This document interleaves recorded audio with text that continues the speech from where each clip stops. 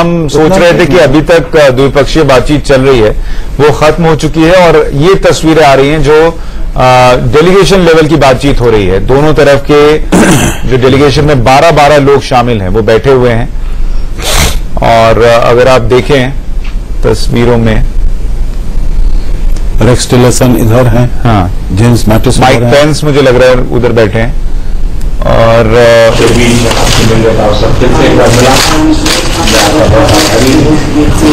आपने और ऑस्ट्रेलिया ने जिस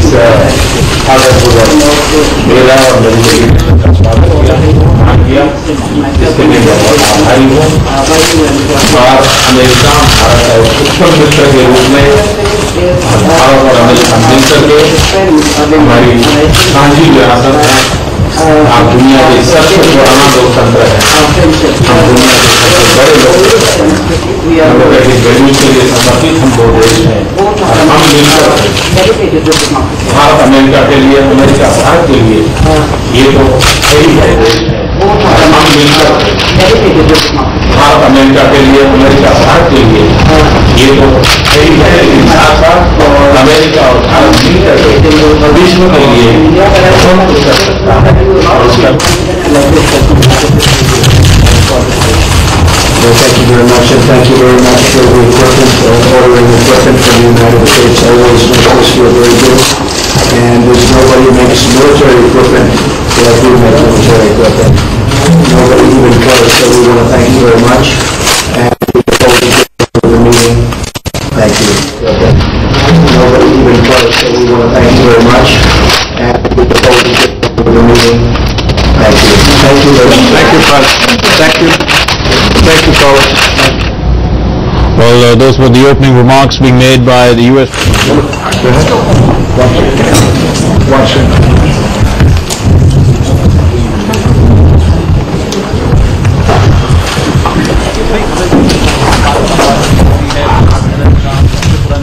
वो डेमोक्रेसी आप नहीं, वो ये खाली था जब प्रेस है वहां पर, तो this is bites for the press.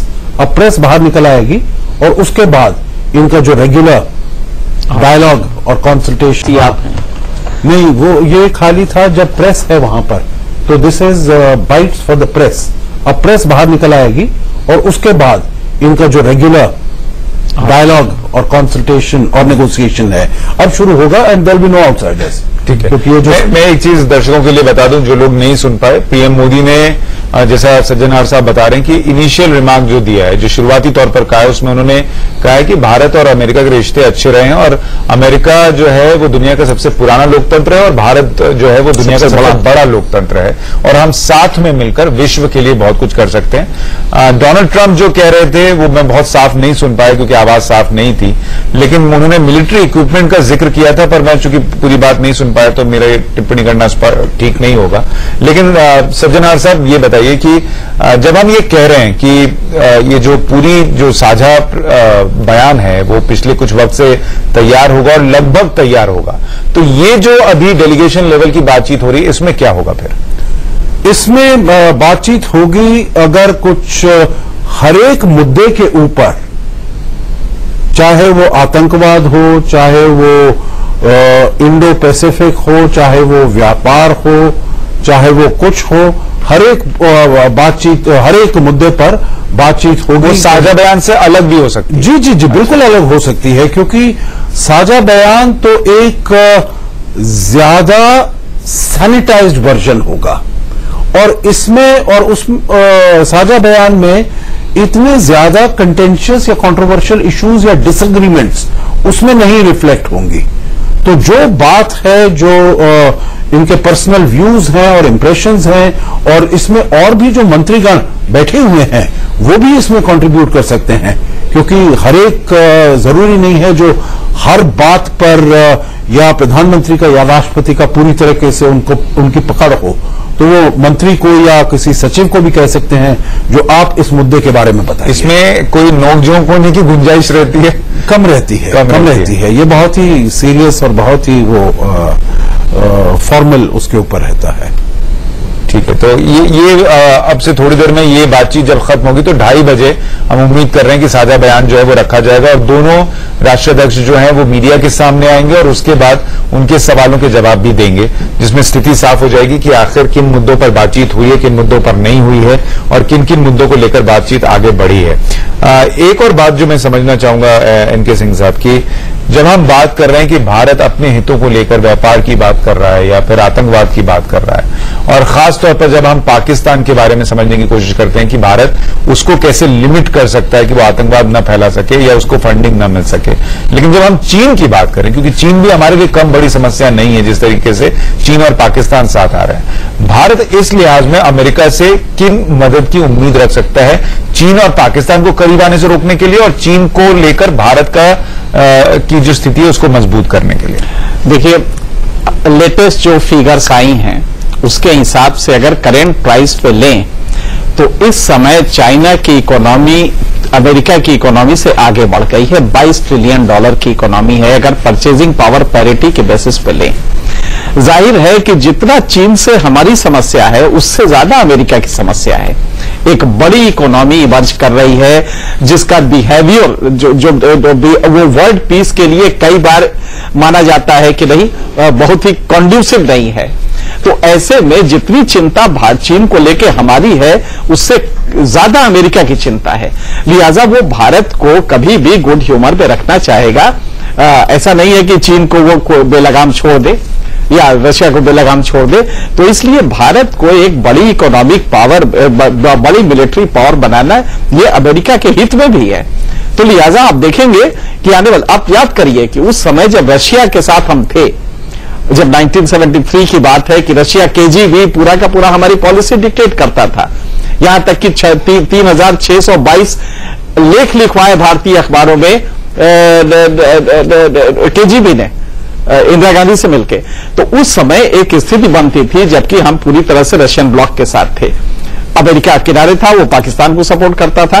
धीरे धीरे चीजें बदली और आज आपने देखा कि जैसे सोवियत यूनियन टूटा उसके बाद से भारत उसके में जाना पड़ा और इस समय ये अमेरिका की भी उतनी जरूरत है कि चीन को कहीं शैकल करने के लिए, कमजोर रोकने के लिए जरूरी है कि भारत को एक पैरेलल फोर्स के रूप में विकसित होने दें। एक डेमोक्रेटिक कंट्री है जिसके साथ आप बहुत दूर तक चल सकते हैं और यही इसकी बुनियाद है कि अमेरिका और भारत के रिलेशन, जो मोदी जी ने अभी कहा, अभी 2 मिनट पहले की बात है कि आप सबसे पुरानी डेमोक्रेसी है, हम सबसे बड़ी डेमोक्रेसी है और थ्राइविंग डेमोक्रेसी है। हम पाकिस्तान वाली डेमोक्रेसी नहीं है जहां सिर्फ चुनाव होता है। तो लिहाजा इसलिए अमेरिका के लिए ये उसके अपने भी इंटरेस्ट में है। ट्रेड का वॉल्यूम अगर आप देखें उसके हिसाब से भी, स्ट्रेटेजिकली देखें, जियो स्ट्रेटेजिक पोजीशन के हिसाब से, तो कुल मिला के अमेरिका की भी उतनी ही चिंता चाइना को लेकर है जितनी भारत को है। सज्जनार साहब, ऐसे में आप इसी सवाल का जवाब आप अपने हिसाब से दें और साथ में मैं ये जोड़ रहा हूं कि साउथ चाइना सी में अमेरिका के जो हाल के दिनों की गतिविधि रही है जिससे चीन बड़ा नाराज भी हुआ था, क्या भारत ये कह सकता है कि आप वहां इस तरीके की कोई हरकत न करें कि उस पूरे रीजन में हमारे लिए या उस पूरे रीजन के लिए समस्या खड़ी हो? देखिए, मैं 2 चीज कहूंगा जो एनके सिंह साहब ने कहा। जो एक तो यकीनन उनके लिए प्रॉब्लम है, दिक्कत है अमेरिका के लिए, परंतु फिर भी वो उनसे अपने को अलग नहीं कर सकते क्योंकि उनका व्यावसायिक रिश्ता इतना जुड़ा हुआ है जो कि उनकी कंपटीशन जरूर रहे परंतु उनका कोऑपरेशन और कोलैबोरेशन भी बहुत रहेगा क्योंकि उनके जो कंपनीज हैं वहां पर एक्सपोर्ट करती हैं, इंपोर्ट करती हैं, कितना उनका इन्वेस्टमेंट वहां पर हुआ है। तो इसीलिए अपने जो संबंध हैं उनमें थोड़ी सी कटुता आ सकती है परंतु ज्यादा नहीं। तो उनको भी बहुत फूंक फूंक कर आगे चलना पड़ेगा जो कैसे उनके रिश्ते बन रहे हैं आगे। दूसरी चीज मैं ये कहना चाहूंगा, जो जब से राष्ट्रपति ट्रंप आए हैं, चाहे जानते हुए या अनजाने में, उन्होंने ऐसे कदम उठाए हैं बहुत सारे जिससे कि चीन को अपना प्रभाव, अपना इन्फ्लुएंस और अपना रीच और अपना पावर बढ़ाने में सहायता हुई है। मैं केवल 2 उदाहरण दूंगा। एक ट्रांस पैसिफिक पार्टनरशिप एग्रीमेंट से उन्होंने विड्रॉ कर लिया जिससे कि पूरा जो क्षेत्र है ट्रेड का वो सारा क्षेत्र चीन के लिए एकदम खुल गया है। तो बहुत सारी स्पेस, इकोनॉमिक स्पेस अमेरिका ने सीड कर दी है। अगर आप याद होगा 2009-2010 में जब बराक ओबामा आए थे तो उन्होंने टीपीपी शुरुआत इसीलिए की थी जिससे कि चीन को रोका जा सके, और इसीलिए चीन को उसका मेंबर नहीं बनाया गया था। जापान था, साउथ कोरिया भी मेंबर नहीं था तब, जापान था, ऑस्ट्रेलिया था, न्यूजीलैंड था, कुछ देश यहाँ के आसियान के थे, कुछ देश दूसरे थे, चीन नहीं था। और चीन ने ये अपना इंटरेस्ट भी जाहिर किया था, पर उनको नहीं। दूसरी चीज है क्लाइमेट अकॉर्ड, जो हम बात कर रहे हैं पेरिस अकॉर्ड, उसमें भी उसने विड्रॉ करके चीन को एक मौका दिया है ग्लोबल लीडरशिप का, वर्ल्ड लीडरशिप का। तो चाहे ये जाने या अनजाने में उन्होंने ऐसे कदम उठाए हैं, तो इसीलिए अब उनको ऐसा करना पड़ेगा जिससे कि चीन को इतना जो प्रभाव बढ़ रहा है, जो उन्होंने बेल्ट रोड फोरम में भी किया है। पहले जब वो चुनावी दौर में तो कहते थे जो ये करेंसी मैनिपुलेटर है और ये चोर है जो हमारे जॉब्स यहां से लेकर जा रहा है, और कहते थे चीन हमारी इकोनॉमी को रेप कर रहा है, ऐसे ऐसे शब्द उन्होंने इस्तेमाल किया। परंतु जब अप्रैल में मुलाकात हुई शी जिनपिंग से, उसके बाद तो उनका बिल्कुल रवैया ही बदल गया, रुख ही बदल गया। तो इसीलिए उसमें ऐसा विरोधाभास भी है, जो कंपटीशन भी है और कोऑपरेशन। जब आप नहीं आए थे सर, तो हम लोग ये चर्चा कर रहे थे कि क्या ये जो डोनाल्ड ट्रंप का अनप्रिडिक्टेबल बिहेवियर है कि वो क्या कर रहे हैं, अभी हम यही नहीं तय कर पा रहे। प्रिडिक्टेबल अनप्रिडिक्टेबल तो क्या ये भारत के लिए पॉजिटिव है कि वो अनप्रिडिक्टेबल होकर किसी भी हद तक भारत के साथ जा सकते हैं, या नेगेटिव है कि भारत उन पर भरोसा नहीं कर सकता कि वो कब तक हमारे साथ खड़े हैं? देखिए, मैं इंटरनेशनल रिलेशंस में कहूंगा जो सर्टेनिटी और कॉन्फिडेंस और ट्रस्ट की बहुत जरूरत है। और आपको अपने रिश्तों को अगर आगे ले जाना है तो ट्रस्ट की बहुत जरूरत है। अगर आप पे किया जा सकता है क्या? नहीं, वही तो मैं कह रहा हूं, जो अगर अनप्रिडिक्टेबल है तो आप कैसे ट्रस्ट कर सकते हैं? तो इसीलिए, और देखिए मैं ये कहूंगा, जो जब ट्रंप आए थे तो उन्होंने ये कहा था जो भी बराक ओबामा के उन्होंने सुपर स्ट्रक्चर्स क्रिएट किए हैं, जो भी उनकी नीतियां हैं, उन सबको हम बदल देंगे। और उन्होंने शुरू भी किया, TPP, Paris accord, Cuba, Iran, Obama care, सभी चीजें जो उन्होंने 5 महीने में सभी उन्होंने उनका तहस नहस कर दिया। परंतु मैं ये उम्मीद करता हूं जो उनका हमारे रिश्ते, अमेरिका और भारत के जो रिश्ते हैं, सामरिक रिश्ते हैं और राजनीतिक रिश्ते हैं, उनको वो आगे ले जाएंगे। और अभी जो मुझे लगता है, जो आज बातचीत हो रही है, जो इनके ट्वीट एक्सचेंज हुए हैं, जो टेलीफोनिक कॉन्वर्सेशन हुए हैं, उससे तो मुझे यही लगता है जो इसको वो आगे ले जाने में सफल हो। एनके सिंह साहब, एक बात और बताइए कि भारत में नरेंद्र मोदी राष्ट्रवाद की एक लहर जो है उसको वो उनके साथ खड़ी है, डोनाल्ड ट्रंप के साथ यह अमेरिका में हो रहा है। क्या डोनाल्ड ट्रंप जब नरेंद्र मोदी से बात कर रहे हैं तो इस उम्मीद के साथ या इस सोच के साथ बात कर रहे होंगे कि मैं भारत के उस प्राइम मिनिस्टर के साथ बात कर रहा हूं जिसके साथ मुझे हो सकता है 2024 तक इन रिश्तों को कायम रखने के लिए बातचीत करनी होगी? और क्या भारत डोनाल्ड ट्रंप से जब बात कर रहा होगा तो ये सोच के बात कर रहा होगा कि इनसे 2021 के बाद भी हमें शायद डील करना पड़े? बड़ा अच्छा सवाल और बड़ा इंटेलिजेंट सवाल है। देखिए, बिल्कुल सही आपने कहा है कि जिस बुनियाद पे डोनाल्ड ट्रंप को ये वोट मिले हैं, जिसकी बिल्कुल उम्मीद नहीं थी, आप रिगिंग वगैरह के जो आरोप हैं वो छोड़ के दीजिए, तो जो इतना मैसिव सपोर्ट आपने ट्रंप का देखा, जो कि अचानक 3 महीने में आया, और जब देखा गया कि जिन चीजों को ये एडवोकेट कर रहे हैं वो अमेरिकन मासेस को सूट कर रहा था, उसमें नेशनलिज्म एक बड़ा इशू था, जॉब्स फॉर यूथ एक बड़ा इशू था, जो कि नेशनलिज्म से ही डिराइव होता था। यही लगभग फॉर्मेट तो यहां भी है।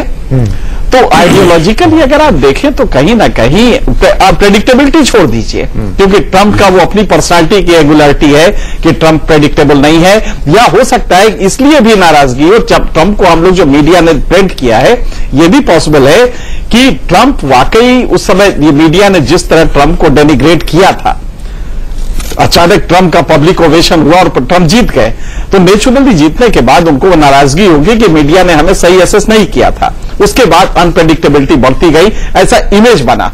तो आज जब आप देखें तो आइडियोलॉजिकल लेवल पे मोदी की जो पॉलिसीज हैं या मोदी का जो आइडियोलॉजिकल कमिटमेंट है, उसमें और ट्रंप में बहुत अंतर नहीं है। कुछ एक्सेंट्रिसिटीज छोड़ दीजिए जो कि ट्रंप के पर्सनालिटी में जुड़ी हुई है, अदरवाइज दोनों के बीच में है। लिहाजा दोनों अगर दूर तक जाएंगे तो ये बात बिल्कुल लाजमी है कि दोनों को बेनिफिट होगा।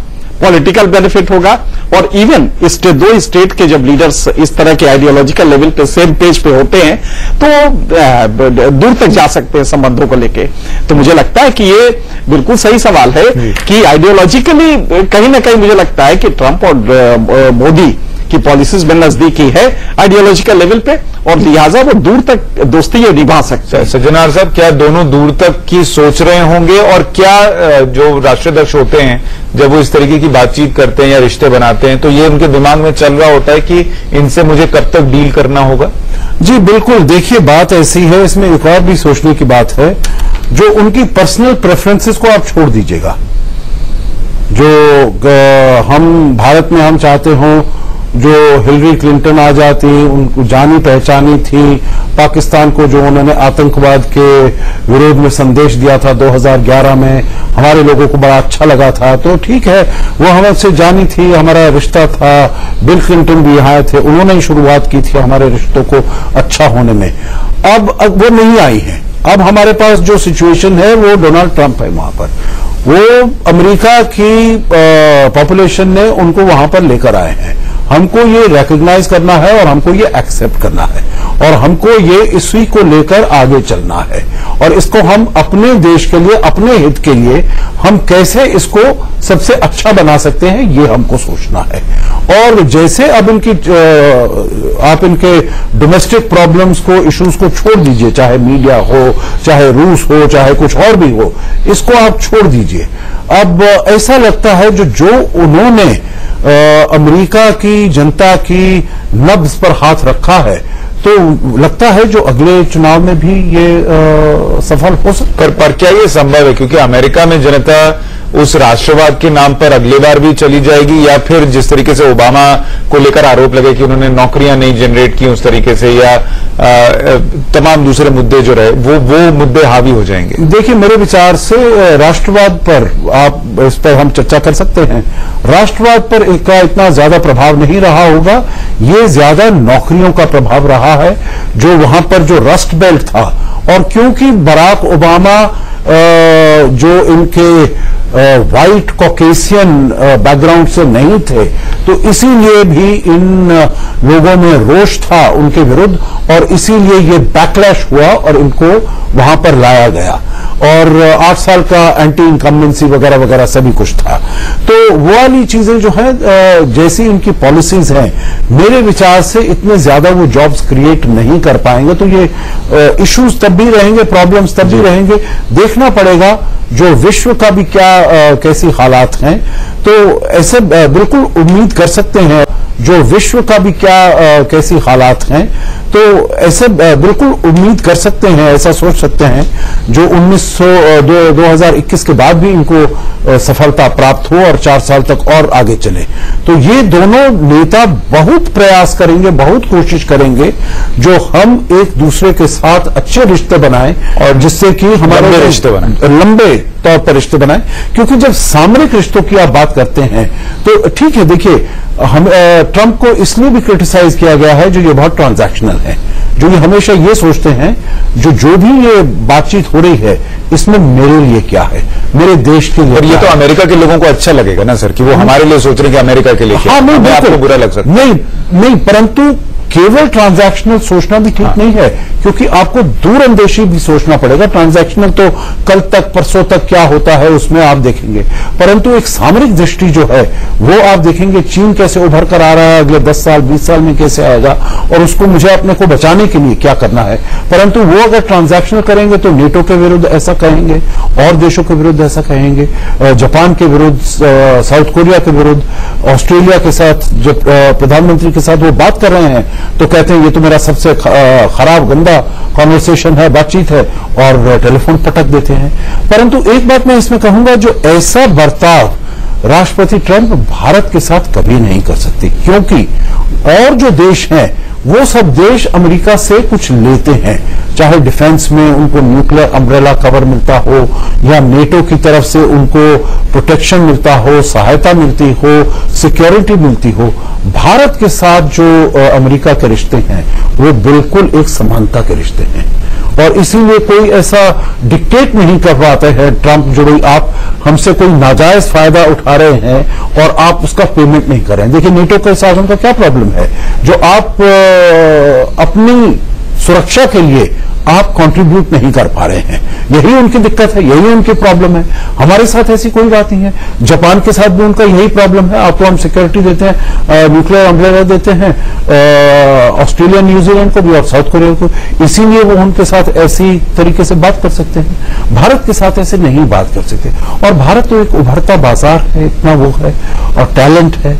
और आपने देखा भी होगा जो कल जो उनकी मुलाकात हुई 20 सीईओज में, उसमें 5 सीईओ भारत मूल के हैं। चाहे वो सुंदर पिचाई हो, सत्या नाडेला है, इंदिरा नूई हो, अजय बांगा हो और दूसरे हो। अभी जो हम ड्रोन की बात कर रहे हैं वो जनरल डायनामिक्स से हैं और उसके सीईओ भी विवेक लाल हैं। तो भारत मूल के लोगों का इतना ज्यादा योगदान है अमेरिका की आर्थिक स्थिति को आगे अग्रसर करने में।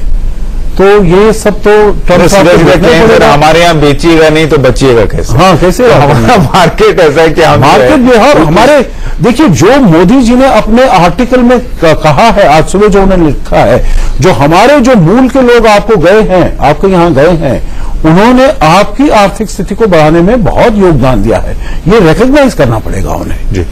चूंकि अब 2:18 हो गए, पहले मैं दर्शकों के लिए एक बार ये 4 तस्वीरें बता दूं।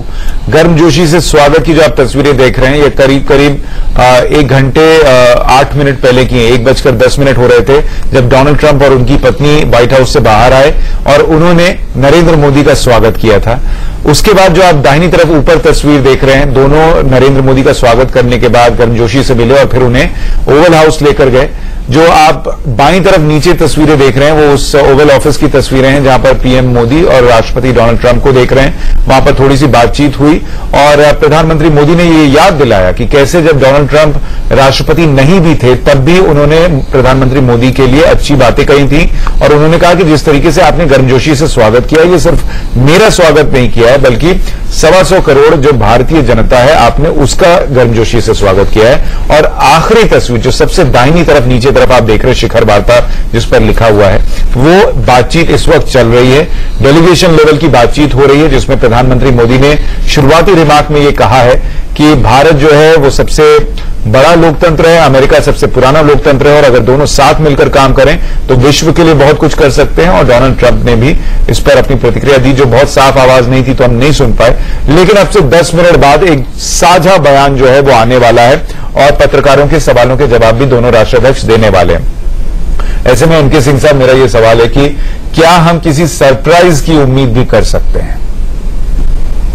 देखिए, सरप्राइज ये जो एक ऐतिहासिक क्षण है, नॉर्मली देखने में नहीं लगता है। एक ऐसे समय जब अमेरिकन नेशनलिज्म अपने उस पे है, एक सबलाइम पोजीशन पे है। उसी तरह भारत में भी नेशनलिज्म का वही मकाम है। और हकीकत यह है कि इससे जो अमेरिका में जॉब लॉसेस हुए थे उसको लेके एक बार अचानक अमेरिकन इंटरेस्ट डेवलप किया, जो कि ओबामा ने कई हद तक उसको इग्नोर किया था। तो हकीकत यह है कि इस समय अगर जॉब्स के लिए कुछ ऐसा करते हैं जो अमेरिकन पब्लिक को अच्छा लगे तो ये इनके लिए, ट्रंप के लिए बहुत बड़ी चीज होगी। तो ये मैसेज देना चाहेंगे कि नहीं हमने इंडिया से बहुत कुछ हासिल किया है। तो ज्वाइंट स्टेटमेंट पे वो एलिमेंट भी होना चाहिए। और दूसरा, भारत के लिए तो मेरे ख्याल से विन विन सिचुएशन है। कई वजह हैं जिसमें कि भारत, मुझे लगता है कि लूज करने कुछ नहीं जा रहा है। भारत के लिए हर तरह से गेन है। जो ग्लोबल अभी सिचुएशन है उसमें ट्रंप ये अफोर्ड नहीं कर पाएंगे कि भारत को इग्नोर करके अपनी फॉरेन पॉलिसीज बढ़ा ले जाएं। एक बात जरूर है कि ये जो नेशनलिज्म का जज्बा देख रहे हैं, वहां भी rich poor divide economic position देखे अगर अमेरिका की तो बहुत तेजी से बढ़ रहा है। भारत में तो पीक पे आ गया है और शायद नेशनलिज्म जो आप देख रहे हैं भारत में, उसके पीछे भी एक यही कारण है कि कंसोलिडेटिंग फैक्टर अगर है पुअर का तो वो सिर्फ राष्ट्रवादिता की तरफ जा रहा है, क्योंकि बहुत बुरी तरह नाराज है जो रिच 1% है, जिसके पास इस समय कंट्री का 58.7% वेल्थ है, उसको लेके उसकी भी नाराजगी है और वो कहीं ना कहीं राष्ट्रीयता में कन्वर्ट हुई है। तो इस समय आप देखेंगे कि जब ये ज्वाइंट स्टेटमेंट आया है तो बहुत गौर से उसको पढ़ने की जरूरत होगी। उसमें वो एलिमेंट्स होंगे जो कि दोनों के ऑडियंस को खुश करते हों, और उसमें नेचुरली ये एलिमेंट होगा कि ट्रंप कहीं ना कहीं वहां के अमेरिका के यूथ के लिए कोई ना कोई ऐसी चीज होगी जिसको कि देख के अमेरिकन ऑडियंस भी खुश हो, और भारत के लिए तो मुझे लगता है कि जो भी उसमें कंटेंट होंगे वो खुश करने वाले होंगे। तो 10 मिनट की बात है, हम लोग देख लें, लेकिन मुझे लगता है कि काफी पॉजिटिव नोट पे ये होगा। ठीक है सज्जन आर्य साहब, कोई सरप्राइज एलिमेंट आप उम्मीद रख रहे हैं? देखिए, मैं समझता हूं, मैंने अपने पहले भी जो लेख लिखे हैं उसमें मैंने ये कहा है जो कोई डिफेंस डील बड़ी जरूर अनाउंस होगी, क्योंकि ट्रंप साहब को ये लाजमी होगा वापस ले जाना जो इतने सारे जॉब्स हमारे यहाँ क्रिएट हो रहे हैं, जो कि भारत इतने इंपोर्ट कर रहा है हमसे, सिस्टम्स इतने इंपोर्ट कर रहा है, डिफेंस इक्विपमेंट इतने इंपोर्ट कर रहा है। अब ये गार्डियन ड्रोन्स की तो बात आ गई है, $2-3 बिलियन की बात है, और इसके ऊपर क्या किया जा सकता है, क्योंकि हम तो लार्जेस्ट इंपोर्टर है, हमें क्षमता है और वहां से हमको काफी अच्छी एडवांस टेक्नोलॉजी मिल सकती है। तो मैं ये समझता हूं जो कुछ इसके बारे में, कुछ एनर्जी के बारे में, जो वहां से उनके पास गैस बहुत है और गैस हम कितना वहां से इंपोर्ट कर सकते हैं, और वो भी हमारे अपनी एनर्जी। थोड़ा सा माफी चाहूंगा, ये जो तस्वीरें हम देख रहे हैं, क्या इसमें प्रधानमंत्री के अगल बगल कौन बैठा है? एक एनएसए बैठे हैं राइट साइड, वो तो मैं देख रहा हूं, विदेश सचिव है, विदेश सचिव बैठे हैं। तो क्या ये भी तय करता है कि बातचीत किस दिशा में जाने वाली है? नहीं, ऐसे अगर बैठे हैं बगल में, तो क्या वो पीएम को ये कह सकते हैं कि आप राष्ट्रीय सुरक्षा को लेकर जो मुद्दे उनको? नहीं, देखिए बात ऐसी है सुशांत जी, जो हमेशा जो सेकंड सीनियर आदमी होगा वो राइट हैंड साइड पर बैठेगा, और जो उससे नीचे होगा वो लेफ्ट, उसके जो नंबर 3 होगा वो उधर और चौथा उधर। ये बिल्कुल सेट प्रोटोकॉल है।